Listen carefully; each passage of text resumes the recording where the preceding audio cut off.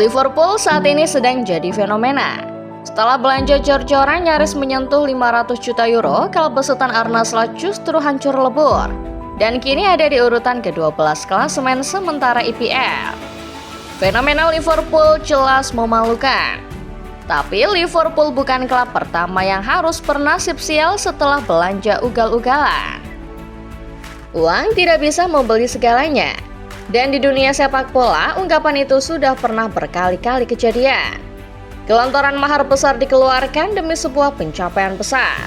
Tapi endingnya, klub-klub berikut ini justru melawak, bukan berkuasa.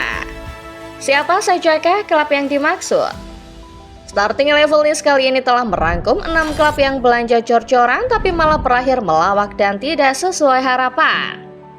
Simak videonya dan kita lihat siapa saja klub yang pernah terperdaya kekuatan uang.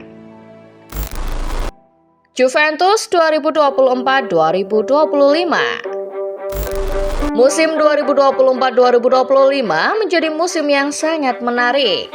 Selain kehadiran para underdog ketika musim sudah berjalan, musim 2024-2025 juga menarik karena diawali dengan aktivitas transfer para raksasa yang ugal-ugalan.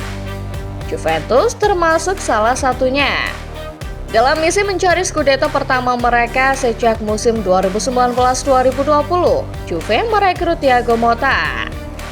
Motta kali itu masih naik daun setelah mengantar Bologna berlaga di Liga Champions untuk pertama kalinya setelah 60 tahun absen. Manajemen mendukung penuh Motta, sampai-sampai klub rela merogoh kocek hingga 200-an juta euro untuk memfasilitasi Motta. Total ada sekitar 6 pemain yang dibeli Juve selama musim panas 2024. Pembelian itu membuat Juve menjadi klub terporos Serie A dengan pengeluaran senilai 201,4 juta euro. Beberapa pemain yang mereka beli antara lain Tony Manners, Douglas Luiz, dan Khéphren Thuram. Sayangnya rekrutan ini tak banyak membantu. Motta tampaknya bukan pelatih yang cocok buat Juve. Hingga pertengahan bulan Maret Juve terancam keluar dari zona Liga Champions. Motta berakhir dipecat dan Juve yang mengincar Scudetto pada akhirnya harus puas menerima kegagalan. Igor Tudor datang menggantikan Motta. Tapi pelatih asal Kroasia itu hanya bisa meloloskan Juve ke zona UCL alias 4 besar tanpa memberi gelar juara sama sekali. AC Milan 2024-2025. Sama parahnya dengan Juventus, Milan juga menjalani periode yang buruk di musim 2024-2025 kemarin. Bedanya, kalau Juve masih punya tiket ke UCL yang berhasil mereka rebut, Milan tidak demikian.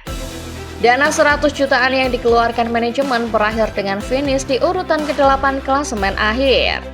Untuk urusan belanja, Milan yang mengeluarkan anggaran sebesar 129,5 juta euro ada di peringkat ketiga. Namun untuk urusan efektivitas belanja mereka tak lebih baik dari Juve. Pemilihan pelatih jadi penyebab utama kehancuran Milan. Paulo Fonseca yang ditunjuk di awal musim ternyata cuma bisa bertahan sampai pertengahan musim. Sergio Conceição yang ditunjuk menggantikan Fonseca sempat memberi 1 gelar untuk Milan. Sayangnya gelar itu tampak tak banyak berarti. Milan yang diperkuat sejumlah bintang berharga mahal termasuk Santiago Giménez finish di urutan ke-8. Jangankan UCL, slot Eropa saja gagal didapat tim asal kota mode yang satu ini.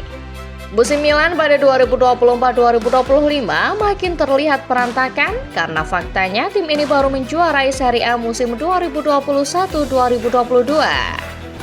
Kedatangan Gary Cardinal dan Redbird Capital akhirnya membuat Milan makin kacau. Fans bahkan bereaksi keras setelah melihat betapa gamangnya performa Milan pada musim 2024-2025, di mana tidak akan ada Liga Champions untuk mereka seperti musim sebelumnya. Manchester United 2023-2024. Erik ten Hag adalah salah satu manajer paling memorable buat Manchester United. Tapi Ten Hag mungkin tidak memorable karena prestasinya, melainkan karena penampilan buruk MU di bawah besutannya. Debut Ten Hag berakhir dengan kesuksesan United finish di urutan ketiga. MU saat itu sudah jor-joran. Tapi periode terkelam mereka justru ada pada musim berikutnya 2023-2024. United sudah menghabiskan sekitar 243 juta euro untuk memenuhi keinginan belanja Ten Hag di musim perdananya. Itu adalah tahun di mana Anthony tiba pertama kalinya di Old Trafford. Musim berikutnya United menggelontorkan 210,7 juta euro. Tapi yang terjadi, United tidak menjadi makin baik tetapi malah makin terpuruk. Musim itu adalah musim kedatangan Mason Mount, Rasmus Højlund, dan Andre Onana. Bisa dikatakan tak ada satupun transfer pemain ini yang berhasil. Højlund kini terbuang ke Napoli. Onana tak lagi menjadi kiper United. Sementara Mount kala itu sempat berkutat dengan masalah cedera. Ten Hag pada akhirnya membawa United pada titik nadir mereka di musim 2023-2024. Badai cedera menenggelamkan setan merah ke posisi 8 klasemen akhir. Ini adalah posisi terburuk United di Premier League sejak 1989-1990. Tentu ini adalah rapor merah, apalagi jika melihat besaran anggaran yang sudah dikeluarkan klub jelang musim dimulai. Barcelona 2019-2020. Titik paling rendah dari Barcelona sejatinya terjadi pada musim 2020-2021 atau musim di mana Lionel Messi hengkang. Namun semua bencana finansial Barcelona bermula dari musim 2019-2020. Di musim itu Barca menggelontorkan banyak uang untuk belanja pemain, tetapi hasilnya justru nihil. Total uang sekitar 304 juta euro dihabiskan Barca untuk belanja pemain. Ini adalah tahun di mana Azulgrana membeli nama-nama seperti Frenkie de Jong, Antoine Griezmann, Martin Braithwaite, Pedri, serta Neto. Sayang, hasil yang didapat Barca tidak sepadan dengan performa di atas lapangan.